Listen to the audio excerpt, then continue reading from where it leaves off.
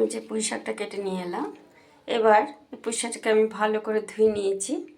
ভালো করে ধুয়ে, দেখলেই তো গাছ, একদম রাস্তার উপরে গাছ, প্রচণ্ড ধুলোবালি হয়, তাই আমি কেটে ভালো করে ধুয়ে নিয়েছি। এবার কড়াইতে তেল বসিয়ে দিয়েছি, আমি ফোড়নে দিয়ে দেবো। আমি এর মধ্যে সবজি দিয়েছি, কুমড়ো, আলু আর একটা পটল। এবার এর মধ্যে আমি পাঁচফোড়ন দিয়ে দেবো ফোড়নে। ফোড়নটা খুব সুন্দর হয়ে গেছে, এবার আমি ডাটাগুলো প্রচণ্ড শক্ত, তার জন্য আমি সরষে করে কেটে নিয়েছি, ছিঁড়ে দিয়েছি মাঝখান দিয়ে, না হলে সেদ্ধ হবে না। এবার আমি ভালো করে কষিয়ে নিই। এবার আমি স্বাদ অনুযায়ী নুন দিয়ে দেবো, হলুদ দিয়ে দেবো, 1/2 চামচ হলুদ দিলাম।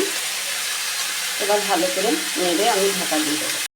এবার এর মধ্যে আমি কটা সয়াবিন ভিজিয়ে রেখেছিলাম ঠান্ডা জলে, সেটাকে ভালো করে ধুয়ে চটকে নিয়েছি, নিয়ে এবার দিয়ে দিলাম। এটা তোমরা চাইলে দিতেও পারো, না চাইলে দিতে পারো, দিতে হবে না। আমি গ্যাস কমিয়ে ঢাকা দিয়ে গ্যাস কমিয়ে এটা রান্না করতে হবে। সামান্য একটুখানি হাতে সেটা জল দিয়েছি। এবার আমি একটুখানি সর্ষে বাটা দিয়ে দেবো, 1 চামচের মতন। আমি আগেই বেটে রেখেছি, আমি 1 চামচের মতন সর্ষে বাটা দিয়ে দেবো।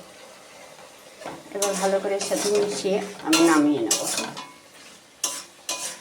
তোমরা এরকম একটু ট্রাই করে দেখো, এরকম একদিন রান্না করে খেয়ে দেখো।